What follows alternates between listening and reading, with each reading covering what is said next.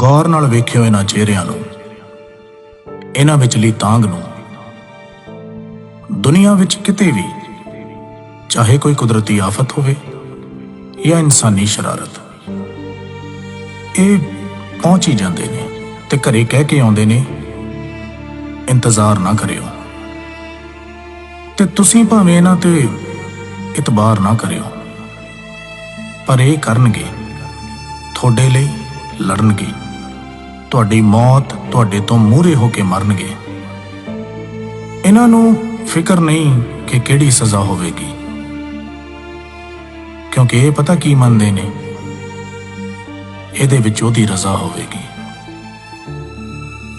कदे अतवादी कदे बागी, पर करन भी की, ये बगावत इन्हां दे लहू विच है। ਉਹ लहू जिन्हें मिट्टी विच गोलियां दब्बियां सी, ਉਹ लहू ਜਿਹੜਾ ਜਲਿਆਂ ਵਾਲੇ ਬਾਗ 'ਚ ਦਿਸਿਆ ਸੀ, ਉਹ ਲਹੂ ਜਿਹੜਾ ਸਿਰ ਚੜਿਆ ਤੇ 7 ਸਮੁੰਦਰੋਂ ਪਾਰ ਕਿਤਾਬ 'ਚ ਪਿਸਤੌਲ ਬਣ ਕੇ ਪਹੁੰਚਿਆ, ਉਹ ਲਹੂ ਜਿਹਨੇ ਚੁੰਮ ਕੇ ਫਾਂਸੀ ਗਲ ਵਿੱਚ ਪਾਈ, ਜਿਹਨੇ ਆਰਿਆਂ ਥੱਲੇ ਵੀ ਆਪਣਾ ਸਿਦਕ ਨਹੀਂ ਛੱਡਿਆ, ਸਿਦਕ ਜਿਹੜਾ ਹੱਸ ਕੇ ਤੱਤੀ ਤਵੀ ਤੇ ਬਹਿ ਗਿਆ, ਚਾਂਦਨੀ ਚੌਂਕ ਵਿੱਚ ਸੀਸ ਦੇ ਕੇ, ਚਮਕੌਰ 'ਚ ਤੀਰਾਂ ਦੀ ਬਾਰਿਸ਼ 'ਚ ਭਿੱਜ ਕੇ ਆਣ ਖੜਾ ਹੋਇਆ ਸਰਹੰਦ ਦੀ ਉਸ ਨੀਂਹ ਵਿੱਚ ਜਿਹਦੇ ਤੇ ਉਸਰਿਆ ਇਨਸਾਨੀਅਤ ਦਾ ਮਹਿਲ। आओ जरा वेखिए ते सही, ये जो पिछले कुछ समय तो सड़कों ते फिर रहे ने, ये असल विच कौन ने? इन्हां बीबियां नूं एडी किहड़ी मजबूरी सी भी ये नाल ही तुर पईयां? ये मजबूरी जागदी ज़मीर दी है, इन्हां दी पवित्र कुख दी है, जिहदे विचों दुनिया दे तमाम योद्धियां ने जन्म लिया। भला ਇਹ ਘਰੇ ਕਿਵੇਂ ਰਹਿ ਜਾਂਦੀਆਂ?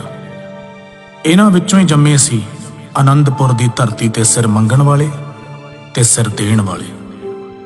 ਇਹਨਾਂ ਵਿੱਚੋਂ ਹੀ ਜੰਮੇ ਉਹ ਯੋਧੇ ਜਿਹੜੇ ਵੱਖੋ ਵੱਖਰੀਆਂ ਕੁੱਖਾਂ ਚੋਂ ਜੰਮ ਕੇ ਆਪਣੀ ਸਭ ਤੋਂ ਪਿਆਰੀ ਮਾਂ ਧਰਤੀ ਦੀ ਕੁੱਖ ਵਿੱਚ ਸਮਾ ਗਏ। ਇਹ ਉਹੀ ਨੇ ਜਿਹੜੇ ਰਾਖੀ ਕਰਦੇ ਨੇ, ਉਹ ਚਾਹੇ ਹੱਕਾਂ ਦੀ ਹੋਵੇ या सरहदां दी। दोवें पासे इक्को प्यो दे पुत ने,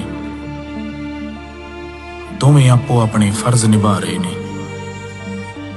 जे कुछ विचाले है तां माड़ी सोच दियां सरकारां दे बैरीकेड। इन्हां दा इतिहास पढ़िए तां पता लगदा भी ये पहली बार बागी नहीं होए। ਜਦੋਂ ਜਦੋਂ ਵੀ ਸੱਚ ਤੇ ਹੱਕ ਲਈ ਆਵਾਜ਼ ਬੁਲੰਦ ਕਰਨ ਦੀ ਲੋੜ ਪਈ, ਇਹ ਸਭ ਆਪੋ ਆਪਣੀ ਜਗ੍ਹਾ ਮੂਹਰੇ ਹੋ ਕੇ ਲੜੇ ਨੇ। ਇਹ ਲੋਕ ਜਿਨ੍ਹਾਂ ਦੀ ਬੋਲੀ, ਪਹਿਰਾਵਾ, ਤਿਉਹਾਰ, ਸੱਭਿਆਚਾਰ ਤਾਂ ਵੱਖ ਹੋ ਸਕਦੇ ਨੇ, ਪਰ ਅੰਦਰ ਦੀ ਅੱਗ ਇੱਕੋ ਹੀ ਹੈ, ਇੱਕ ਚੰਗੇ ਦੇਸ਼ ਨੂੰ ਸਿਰਜਣ ਦਾ ਸੁਪਨਾ, ਜਿਹਦਾ ਸਭ ਤੋਂ ਪਹਿਲਾ ਧਰਮ ਹੋਵੇ इंसानियत। ये उही ने जिहड़े मौत नूं मूहरे वेख के हस हस के जयकारे छड्डदे ने। गोरे तां इस देश विचों चले गए, पर अपनी सोच इन्हां कुर्सियां दे किते आले दुआले ही छड्ड गए। जिन्हां ते बैठण वाले चेहरे तां बदलदे ने, पर लोकां नूं वंड के राज करन दी माड़ी नीत नहीं बदलदी। पर ये किहो जिहे लोक ने जिहड़े इस वंड नूं समय समय ते गुलामे तो फड़ लैंदे ने। पाणियां दे मसले ते वंडे होए अज जमीन दे मसले ते मोढे नाल मोढा जोड़ के लड़ रहे ने। इन्हां दे मत्थे दियां इन्हां सत्तरां विच तवारीख लिखी गई है। इन्हां नूं सिर्फ त्योड़ियां समझण दी गलती ना करियो। इन्हां अखां ने हत्थीं तैयार करके पुत्तां नूं मौत दी जंज चाढ़िया। ਉਹ ਅੱਖਾਂ ਜਿਨ੍ਹਾਂ ਨੇ ਆਜ਼ਾਦੀ ਦੇ ਸੁਪਨੇ ਵੇਖੇ, ਜਿਹੜੀਆਂ ਦੰਗ ਰਹਿ ਗਈਆਂ ਜਦੋਂ ਟਾਹਲੀ ਦੀਆਂ ਚਮਕਦਾਰ ਕੁਰਸੀਆਂ ਤੇ ਬੈਠੇ ਮਖਮਲ ਦੇ ਕੁੜਤਿਆਂ ਨੇ ਆਜ਼ਾਦੀ ਦੇ ਨਾਮ ਉੱਜੜ ਜਾਣ ਦਾ ਸ਼ਾਹੀ ਫਰਮਾਨ ਦੇ ਛੱਡਿਆ। ਸਿਰਫ ਹੱਥ ਬਦਲੇ ਨੇ, ਹਥਿਆਰ ਅੱਜ ਵੀ ਉਹੀ ਨੇ, ਸੱਟਾਂ ਅੱਜ ਵੀ ਉਹੀ ਨੇ। ਪਰ ਇਹਨਾਂ ਭਲੇ ਮਾਨਸਾਂ ਨੇ ਉੱਜੜ ਕੇ ਵੀ ਪਤਾ ਕੀ ਕਿਹਾ? ਨਾਨਕ ਨਾਮ ਚੜ੍ਹਦੀ ਕਲਾ, ਤੇਰੇ ਭਾਣੇ ਸਰਬੱਤ ਦਾ ਭਲਾ। आप रूप अमीक अन पुष्ट तेग प्रकटुत गर्भ गनु सरपन्न आद रूप अटूट आगे न भगनात्म। ਮਾਲਕ ਦੇ ਭਾਣੇ ਨੂੰ ਸਭ ਤੋਂ ਜ਼ਿਆਦਾ ਮੰਨਣ ਵਾਲੇ ਕਿਸਾਨ ਸਭ ਕੁਝ ਇਹੀ ਤਾਂ ਪਾਲ ਰਹੇ ਨੇ। ਇਹਨਾਂ ਫਸਲਾਂ ਨੂੰ, ਤੁਹਾਡੀਆਂ ਨਸਲਾਂ ਨੂੰ, ਗਰੀਬੀ ਨਾਲ ਮਰ ਰਹੇ ਆਮ ਇਨਸਾਨ ਨੂੰ, ਭ੍ਰਿਸ਼ਟਾਚਾਰ ਨਾਲ ਵਧੇ ਹੋਏ ਢਿੱਡ ਨੂੰ, ਈਮਾਨ ਨੂੰ, ਬੇਈਮਾਨ ਨੂੰ, ਇਨਸਾਨ ਨੂੰ, ਸ਼ੈਤਾਨ ਨੂੰ, ਬੇਜ਼ੁਬਾਨ ਨੂੰ, ਹਿੰਦੂ, ਸਿੱਖ, ਈਸਾਈ, ਮੁਸਲਮਾਨ ਨੂੰ, ਸਭ ਕੁਝ ਇਹੀ ਤਾਂ ਪਾਲ ਰਹੇ ਨੇ। ਇਸੇ ਲਈ ਤਾਂ ਇਹਨਾਂ ਨੂੰ ਅੰਨਦਾਤਾ ਕਹਿੰਦੇ ਨੇ।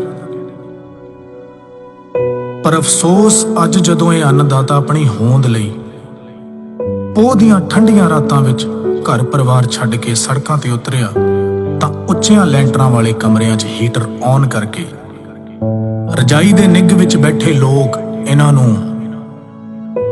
ਅੱਤਵਾਦੀ ਕਹਿ ਰਹੇ ਨੇ। ਜੇ ਆਪਣੀ ਆਜ਼ਾਦੀ, ਇਨਸਾਨੀਅਤ ਤੇ ਸਰਬੱਤ ਦੇ ਭਲੇ ਦੀ ਗੱਲ ਕਰਨਾ ਅੱਤਵਾਦੀ ਹੋਣਾ ਹੈ ਤਾਂ ਮਾਫ ਕਰਨਾ, ਪਰ ਕੋਸ਼ਿਸ਼ ਕਰਿਓ ਵੀ ਏਦਾਂ ਦੇ ਅੱਤਵਾਦੀ ਬਣ ਸਕੀਏ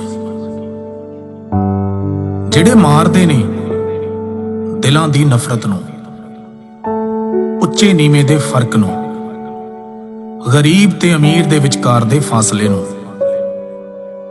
ਸੱਚ ਮਰਨ ਤੋਂ ਯਾਦ ਆਇਆ, ਮੌਤ ਸਿਰਫ ਸਰੀਰਾਂ ਦੀ ਨਹੀਂ ਹੁੰਦੀ।